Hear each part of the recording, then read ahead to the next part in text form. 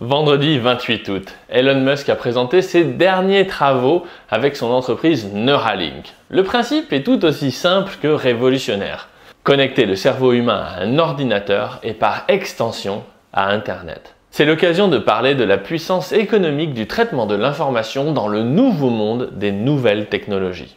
Tout a commencé en 2016 lorsque Elon Musk annonce avoir créé Neuralink, une société dont l'ambition est de connecter le cerveau humain à l'informatique.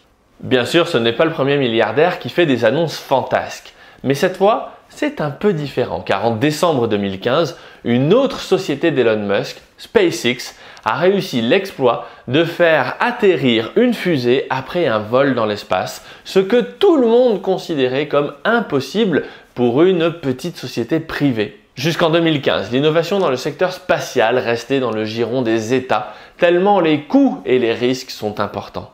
Du coup, en 2016, personne ne croit vraiment à Neuralink, mais personne n'ose démolir l'idée trop fortement de peur de passer pour un imbécile quelques années plus tard, dans le cas improbable où il réussirait cet exploit. Et nous voilà près de 4 ans plus tard. Elon Musk annonce en juillet qu'il va faire une conférence pour présenter les avancées de cette entreprise qui évolue plutôt loin des annonces médiatiques. Ce qui est à retenir de cette conférence, ce sont ces images.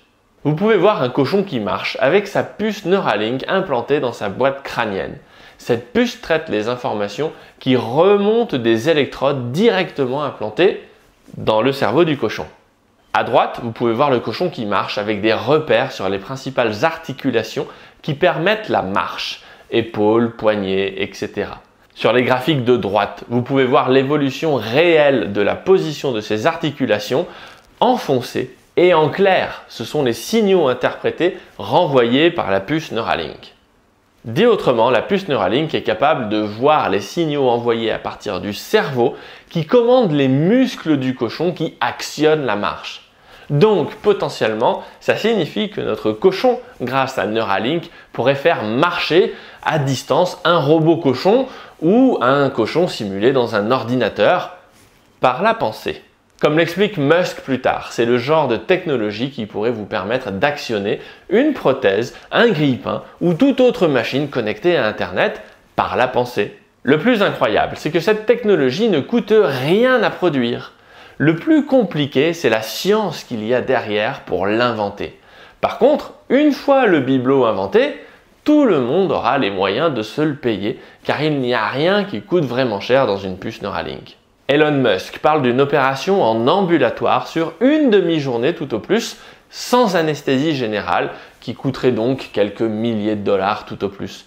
Donc rien d'insurmontable financièrement parlant. À ce moment, vous vous dites probablement « Oui, mais c'est du Musk tout craché, ça reste de la science-fiction, il n'est pas possible de généraliser ce genre de techno pour 3 francs 6 sous. » Là, il faut que je vous parle des travaux que je mène en ce moment qui ont fait l'objet d'un dossier complet dans ma lettre du mois de juillet sur les nouvelles technologies.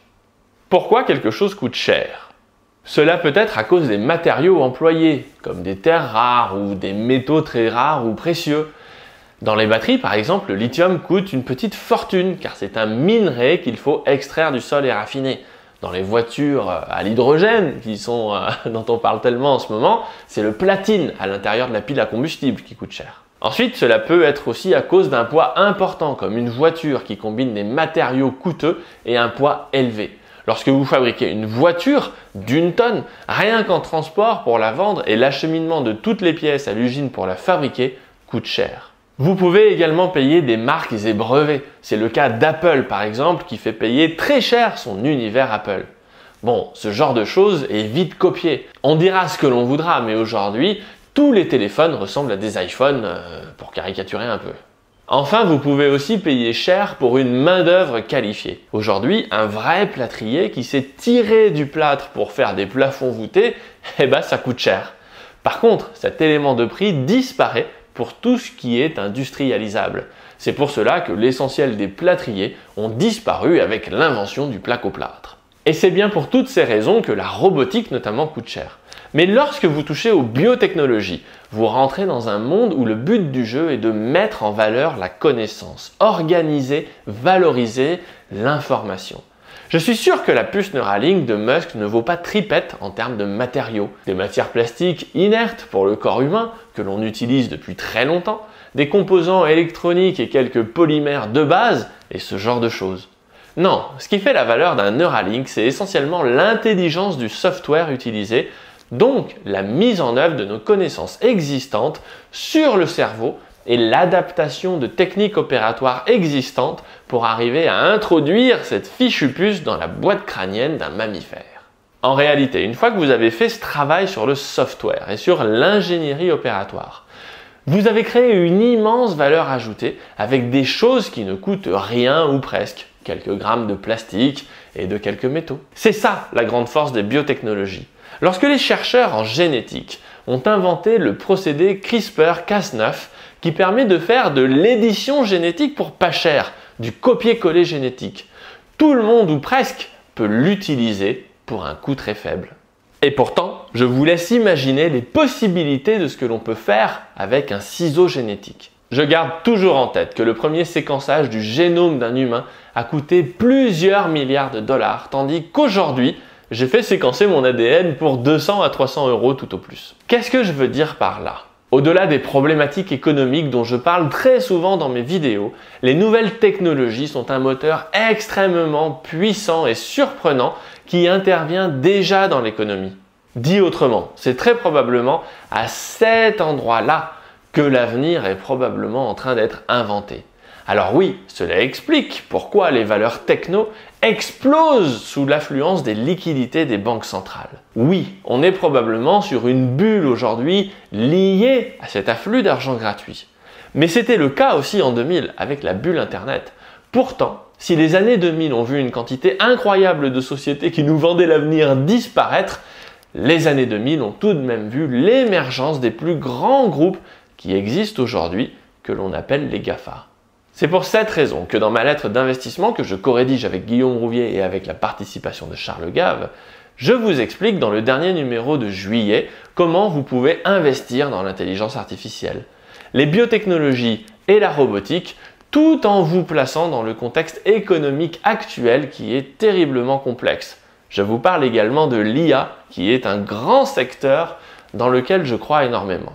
Si vous souhaitez vous abonner, vous pouvez cliquer sur la fiche qui apparaît en haut à droite de l'écran ou via les liens dans la description de la vidéo. Prenez simplement le temps d'imaginer à quelle vitesse pourrait changer le monde le jour où Elon Musk ou n'importe qui d'autre sera capable de connecter efficacement votre cerveau à l'informatique. Cela semble aujourd'hui être de la science-fiction, mais le jour où cela fonctionne, c'est une technologie qui ne coûtera pas très cher, mais qui pourra créer un écart de capacité entre les personnes connectées et les autres tout simplement immense. Pour vous faire toucher du doigt cela, je dirais que c'est un peu comme l'invention du smartphone. Regardez tout ce que les smartphones ont transformé autour de nous. GPS, vitesse d'accès à l'information et au divertissement, gestion en ligne d'à peu près tous vos documents et d'à peu près tout ce qui est de l'ordre de l'information privée, et j'en passe. Que se passera-t-il le jour où votre smartphone sera implanté dans votre cerveau et que vous pourrez piloter à distance votre voiture, que vous pourrez vous rapprocher de la télépathie en passant des appels que vous seul pouvez voir et entendre? Que se passera-t-il lorsque vous pourrez prendre des photos directement avec vos yeux que vous annoterez par la pensée? Nous n'en sommes pas là, mais le jour où nous en serons là, tout pourrait changer très vite. Comme le dit Elon Musk dans sa présentation, le futur va être bizarre. Sur ce, à très bientôt pour de nouvelles vidéos. Ciao! Si vous aimez mes vidéos, abonnez-vous et pensez bien à cliquer sur la cloche pour être notifié lorsque je publie de nouveaux épisodes. Et pour recevoir le guide de l'investissement de ceux qui ont déjà réussi, inscrivez-vous ici.